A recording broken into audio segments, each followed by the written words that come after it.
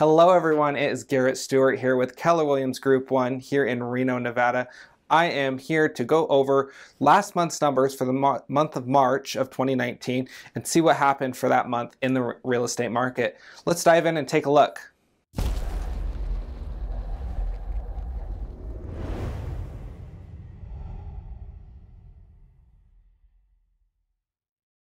All right, as per usual, we're going to dive right into the home prices, and as you can see over here, we went down about $2,000 or so from about 371,000 to 369.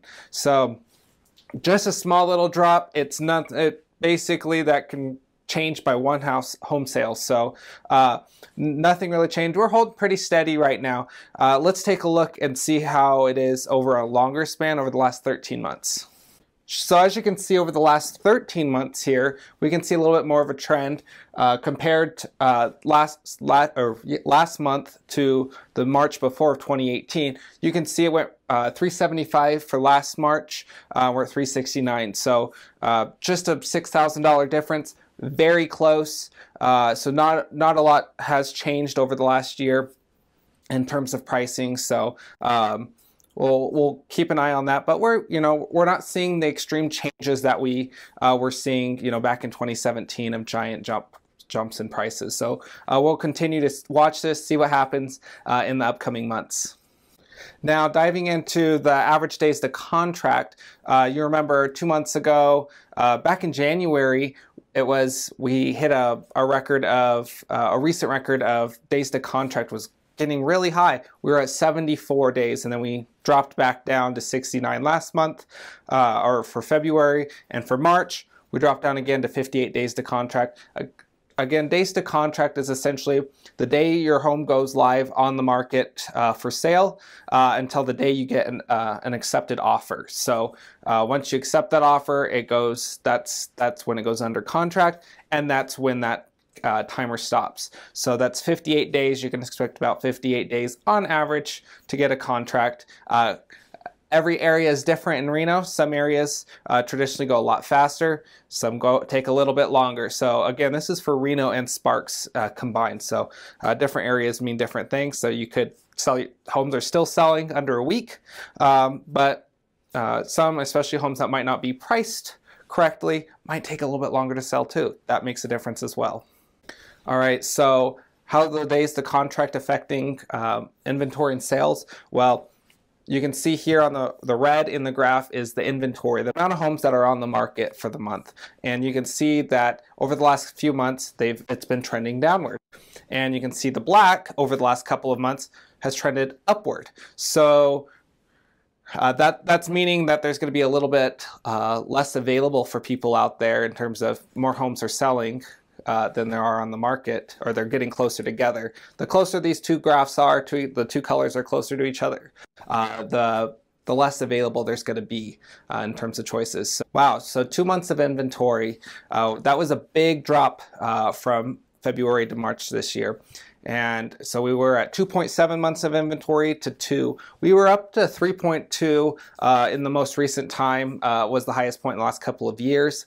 It looked like we were trending upward, but now we're back to where we were as of last July. So the choices out there kind of started to go down, and I'm going to go over that shortly and show you the amount of buyers we've got coming out of the woodwork because of lower interest rates. So just a sneak peek coming up. But you can see, though, that it has trended downward the last 2 months, and before that it was holding kind of steady right around 3. So we'll see if it bounces back.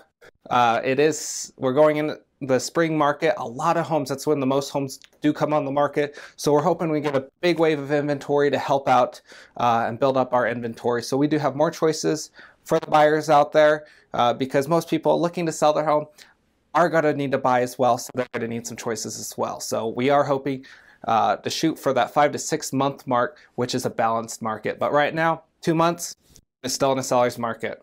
This graph here is actually a really interesting one for me. It's the absorption rate, the odds of a home selling. So you put your home on the market, what are the odds of it selling that month? And you can see last March was actually our peak. of 91%. You put your home on the market and there was a 91% chance of it selling. We had a very hot spring market last year.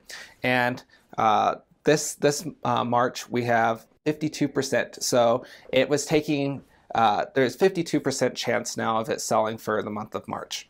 Compare that to the year previously of 2017, and you're at 63%. So we are a little bit lower than the last two years, but 52% is still, we were trending upward over the last few months. So still good news there. Homes are still selling. Like I said in the last graph, our sales numbers are going up while inventory is going down, which means it's going to be a little bit more competitive choice-wise out there. Now, those graphs are really great, but what we break it down to is how many people are out there looking, on the pavement, looking for homes. They're going into houses. So we use, one of the programs we use is called Showing Time. Now, Showing Time is not every home uses it. So I wouldn't say it's the most accurate in terms of how many buyers are out there, but it does give us an indication of a pattern of what's happening in the market, especially over an extended time. So for March, there were just over 8,500 showings through Showing Time. Compare that to last month or February, and we were right around 6,500. So 2,000 more. Big substantial change, especially compared to January, February, where they were in the 6,000s. So we had a busy March. Spring market is upon us.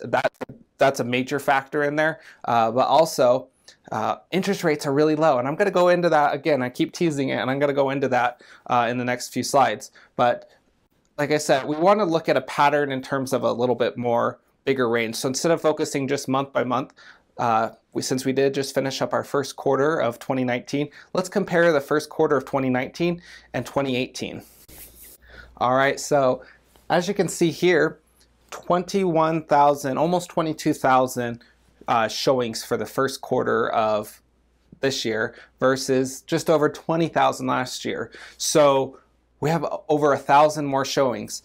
And so what this likely means is we got more buyers out there looking at homes. That's great news. Again, interest rates have dropped, and that's a lot of people that were priced out of the market last spring, last summer, because the interest rates were going up. We had prices were continuing to go up. We had lots of multiple offers on properties. It got really competitive.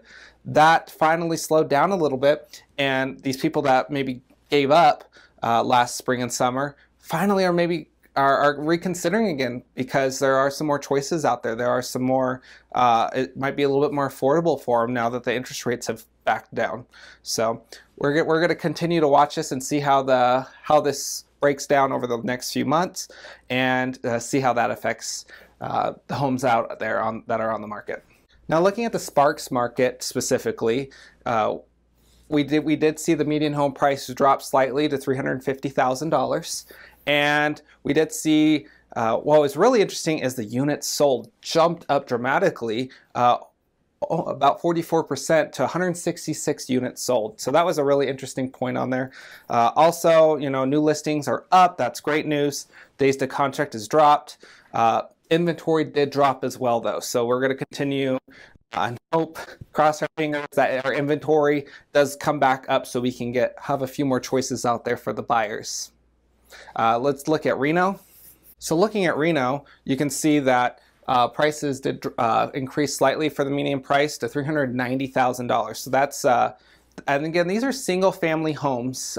This does not include condos or townhouses. So $390,000 is the median home price.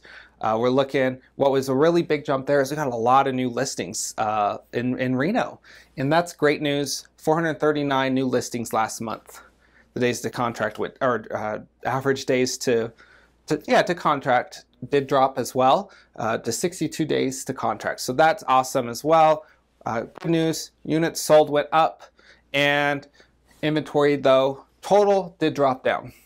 So I've been talking about interest rates a lot recently in the last few slides, and that's because interest rates have dropped. big news this last month was the Federal Reserve announced that you might have seen in my forecast video for 2019. At that time, the Feds were predicting a 1 to 2 rate increases throughout the year, one in the summer, one probably at the end of the year.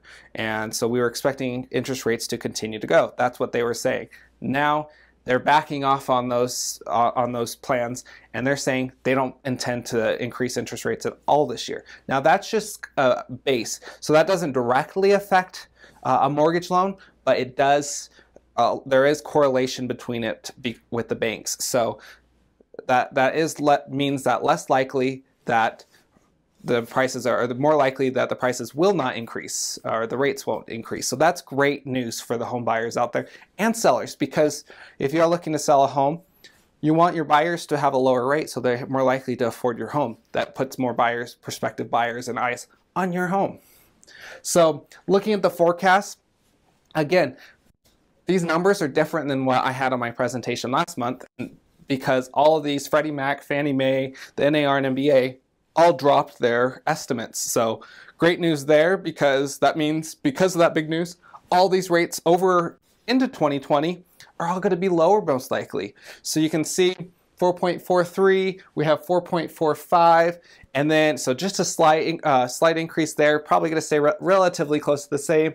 4.5 by the end of the year, and then 4.58 by the end of the first quarter. So next March, end of next March, right around 4.58. So significantly lower. So, you know, we had talked about 5% interest rate for a long time. We thought it was going to stick there. It's not. That's great news. That's bringing more buyers out there. So a lot of people were getting a little nervous. Oh, the Federal Reserve is thinking about, or not going to increase interest rates. That's bad news. That's not necessarily the case here, and that's because that's going to drive some more buyers out in the market. More homes are going to start selling, and we're going to anticipate a very hot spring market, summer market, and real estate market here in Reno and Sparks. So thank you guys for watching. If you have any questions, you can reach me at the number right below here. That's 775-636-8250. You can email me. You can message me in the YouTube comments below. Feel free to give me a call, text, email, whatever. I'm easy to get a hold of. If you have any questions in the real estate market here in Reno and Sparks and all of Northern Nevada, I am here to help you. If you want to see any videos on the buying or selling process, you can click on those videos right here. Also, don't forget to hit the subscribe button, and I will see you guys next time. Thanks again.